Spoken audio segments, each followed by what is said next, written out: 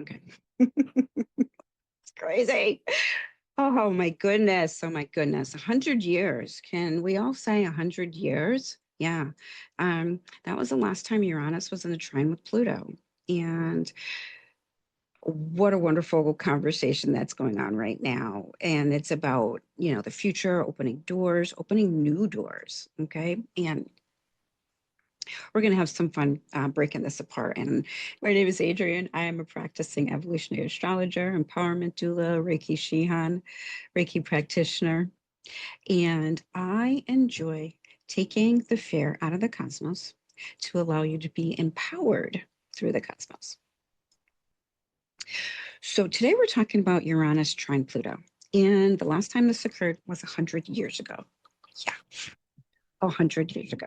And the reason why it takes so long is these are the outer planets, these two, Uranus and Pluto. There are, like, what's the word? There are professor planets. They set the syllabus for us. So they're generational planets, collective generational planets. So they move very slowly. Uranus takes 84 years to orbit the sun, and Pluto takes 248 years to orbit the sun. So that's why this transit hasn't happened in the last 100 years. And what I love about this is that it's an air transit. So Uranus is in Gemini and Pluto is in Aquarius. So Gemini, getting information out there, information communicating, collecting it, getting it out there, talking about it, social sharing, things of that nature. And then the Aquarius side of it, Pluto, is community, uniqueness, authenticity. It's an air trine, so there's flowing. Okay, so I'm not trying to give an astrology lesson here. I'm so sorry about that. What was coming through to me is why all the astrologers and the empowerment doulas are so super excited about this is because these two planets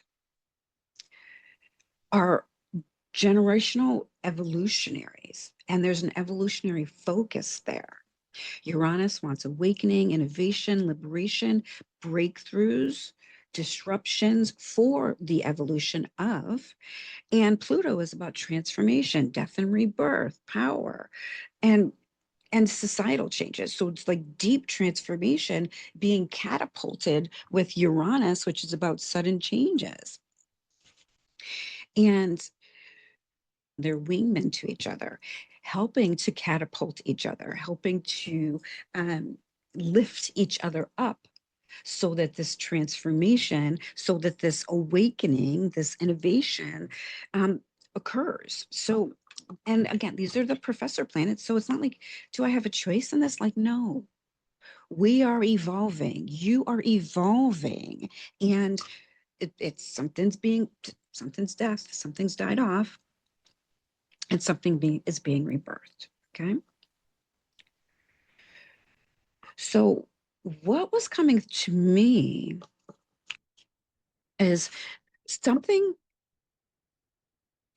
some old structure is, or pattern is beginning to crumble away in order for something new to be rebirthed, in order for new possibilities. So what old structures or patterns are begging or begging are beginning to crumble away to make room for these new possibilities, for new possibilities. Yeah, I also think of Uranus as an accelerator. Like it's really, enlightening. I mean, think about it. I think of Uranus as, the paddles when you're having a heart attack. It's actually shocking you to wake you up. So you've got awakening, innovation, and disruptions and freedom on Uranus. And then you've got deep transformation, power, and evolution on Pluto. One of them is thinking about fundamentally, and the other one is thinking about inventing something new. So here we are inventing something new that's going to fundamentally help sustain us through the next processes of our lives, through the next evolution of our lives. The fact that they're in an air trine, I want you to think about, like, ideas catching wind, or even conversations beginning to open doors. Another one is, uh, I'm just putting stickies everywhere. Another one is like, be open to your insights that are leading to more insights. So this trine, this aspect, this conversation that's going on between Uranus and Pluto is asking you, it's identify the old structures or patterns that are begging and beginning to crumble away so that you can remain open for new possibilities. And it's asking you, what systems in your life are no longer supporting the future version of you? And why? Why would we want to do that? What's the gift around doing that, right? I know the gift around doing that is the Eight of Wands.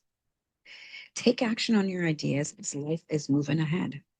So when you actually take stock, look at your baseline, allow these old structures, hey, that's beginning to fall away. That old feeling of, I'm not good enough. I don't have anything to offer anyone. Here you go, talking about Chiron and Taurus again. Whatever words it is that you're saying to yourself, let that old structure or pattern fall away so that new opportunities can start to create themselves for you. Now, the Eight of Wands is a very active card. It wants you to take action on your ideas. And I'm going to use the word ideas loosely because our new thoughts, meaning we're going to take those new thoughts and bring them in and embody them. Take action as in embody these new thoughts about self. My self-worth is, I am valuable. I do have something to offer. Yes, there's wounds around it, and we may have wounds around it that need to be healed in some fashion. And as we do that, embody and allow those wounds to be a healing factor for the future. If you want to jump into the Chiron and Taurus workshop where we go over where Chiron, his name is Chiron, or Chiron is actually hitting your chart, please click the link below, join me. We're going to be going into your birth chart and seeing where this Taurian healing needs to occur. Please jump in. Do I want to pull another card, a supporting card around this energy? Already looked at the gift, a supporting card. It's trine. It's already in support. I don't know if we need to pull a supporting card, but there's going to be some discomfort, I said. And I love the fact that this is only happens every 100 years. Like every 100 years. Like I am alive for a Uranus trine Pluto conversation. Like, wow. And you know what? This is really leaning into the fact that we've had that mid-year reset where we started looking at our baseline. We started looking at what are our true values, what it is that we truly want to continue to take with us to bring us into alignment, into a deeper alignment with self or with project or whatever it is that you're working on. And it's July now. It's like, okay, the baseline's here now. This is the next baseline. And what are we going to continue to add to it? Our supporting card is saying it's divine timing. And I love that this is master number 11, which is, it's a master number. It's about awareness, intuition, creativity. So this is your supporting card, this awareness, intuition, creativity. Third eye awareness. Look at the way the beam is coming from her third eye. I've got this right over my face. You guys need to see me. Right over her third eye. Card actually says at the bottom, trust the universe. Follow the flow. And it's interesting that it says flow because the trine of Uranus and Pluto is actually about flowing. It's an air trine, so there's flowing evil involved in that. Well, I'm always interested in how people end their videos because, like, I could just keep talking and talking forever, but I want to be respectful of your time. So hit like, subscribe, share, and follow me on Instagram. If you want to jump into that Chiron and Taurus workshop, it's coming up July 26th. Would love to see you there. Click on the link below and you'll be able to sign up for that class. Come join us. Stay empowered through the cosmos.